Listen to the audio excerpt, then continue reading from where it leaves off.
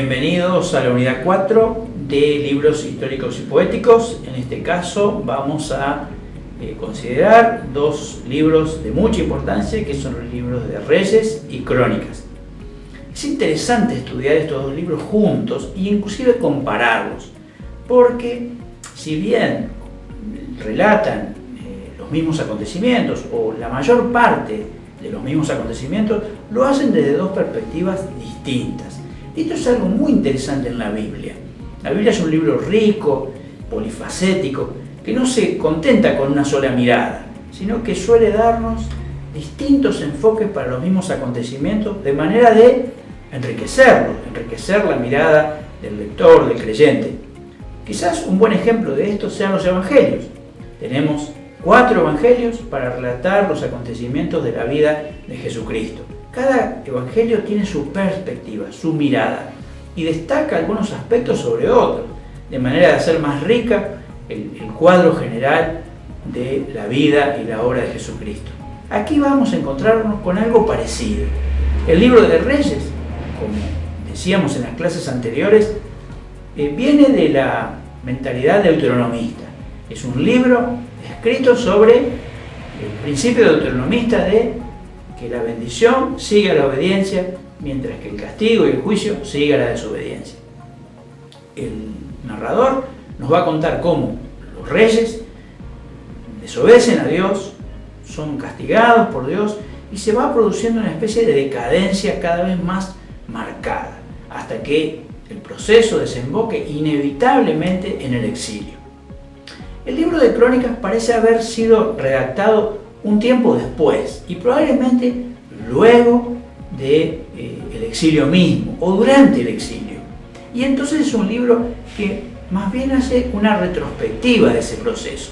El libro de Reyes mira los acontecimientos del juicio del exilio como una tragedia a la que el pueblo se dirige, como una catarata en un río hacia el cual un pequeño barco va avanzando y la tragedia es inevitable. En cambio, el libro de Crónicas observa los acontecimientos después de haber sido producidos, ¿no es cierto? Y entonces mira ese juicio que es el exilio y dice, ¿qué nos pasó? ¿Por qué nos pasó? ¿Y cómo podríamos salir desde aquí? ¿No es cierto? Esto se parece a esas situaciones donde acompañamos a alguien que está por tomar una decisión equivocada y sabemos que le va a hacer mal y tratamos de aconsejarle y de evitar que la tome. Pero la persona toma esa decisión equivocada igual y las consecuencias vienen sobre su vida. Cuando lo volvemos a encontrar, tratamos de evitar los reproches y nos acercamos a ver cómo lo podemos ayudar. A pesar de que se ha equivocado en lo que ha decidido y eso le ha traído muchos problemas, nos acercamos por una idea restauradora y tratamos de decir, bueno, todavía hay posibilidades, todavía hay esperanza. Si corregís estos errores, todavía podés salir adelante. Esa es la doble mirada que tienen el libro de Reyes y el libro de Crónicas. Reyes nos anuncia el peligro inminente, la tragedia futura. Crónicas se para después de esa tragedia y una y otra vez va a alentarnos y va a decirnos, aunque nos hemos equivocado, aunque nos hemos apartado de Dios, si volvemos, si nos arrepentimos, si lo buscamos, aún Dios puede restaurarnos. Entonces vamos a encontrar un libro de Reyes que cuenta la historia del reino del norte y del sur junto, en paralelo, ¿no es cierto? Este reino se ha dividido al finalizar el reinado de Salomón y han quedado 2 pueblos de Israel, el pueblo de Israel al norte y el de Judá al sur. En cambio, el libro de Crónicas nos va a contar solo la historia de los reyes de Judá.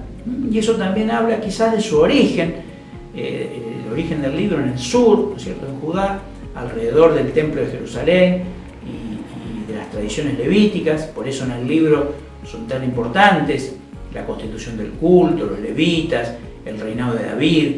Y el libro tiene una característica muy linda, el libro de Crónicas, que son los discursos levíticos. Justamente viene avanzando el texto, nos viene contando los acontecimientos, pero algún personaje de esos acontecimientos se detiene y da un discurso al pueblo. Y el discurso suele tener este mensaje, el del libro, ¿no es cierto? Hemos desobedecido a Dios, nos hemos alejado, pero si nos volvemos a Él, hay restauración para Israel, ¿cierto? Entonces, son dos libros que vale la pena leer juntos, ¿cierto? Y que vale la pena comparar. Los dos nos presentan un aspecto de esta realidad. Reyes, el de la advertencia. Hay un costo en desobedecer a Dios, hay un costo en no hacer aquello que la palabra de Dios prescribe y indica, ¿no es cierto? Es interesante que los reyes en el libro de Reyes, la mayoría de los reyes son reyes que desobedecieron a Dios, ¿cierto? Reyes que intentaron hacer lo bueno en algunos aspectos, pero en los aspectos centrales, que era poner a Dios en el centro de su reinado y de su práctica, fracasaron. Hay muy poquititos reyes, 2 o 3, que son malos al punto que no hay nada bueno que decir de ellos. Pero también hay 3 o 4 reyes de los cuales no se puede decir nada malo, ¿no es cierto?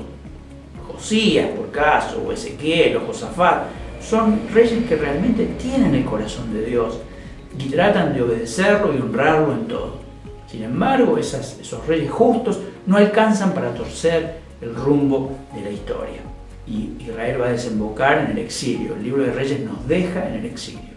El libro de Crónicas va a contar el mismo proceso, pero ya sabiendo el resultado, va a tratar de pensar, bueno, ¿y ahora cómo volvemos de ese lugar tan oscuro? ¿Cómo hacemos para acercarnos de nuevo a Dios y pedirle que nos restaure?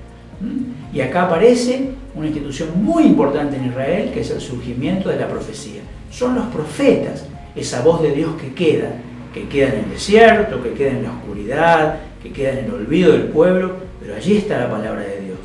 Dios no abandona a su pueblo y aún en los momentos más oscuros aparecen los profetas. Y los profetas vienen a decir un mensaje claro. Si hemos fracasado, si estamos bajo el juicio de Dios, todavía hay esperanza, porque podemos volvernos de todo nuestro corazón a Él y podemos ser restaurados. De manera que estos libros también son muy desafiantes para nuestras propias vidas, ¿no es cierto? Por eso tenemos que leerlos y más allá de los detalles históricos o cuestiones que pueden distraernos, tenemos que buscar este mensaje central. Hay un Dios que gobierna la historia, la palabra de Dios gobierna la historia. Hay un propósito de Dios que se cumple, aún en el fracaso humano. Y qué bueno es que aparezca este Dios que restaura, que sana, que ya promete que este Israel que va al exilio va a volver, porque Dios todavía tiene cosas para ellos.